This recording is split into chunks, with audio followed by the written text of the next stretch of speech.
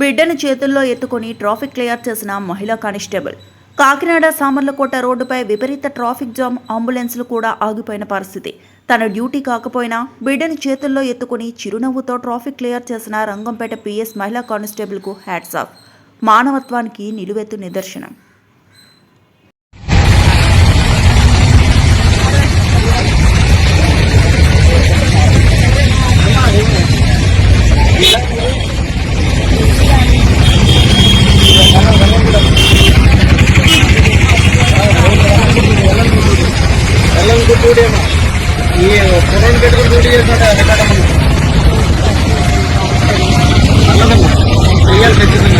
మీరు ఏ station పరిదమ్మా?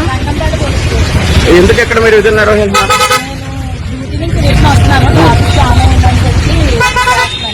Okay, thank you అమ్మా.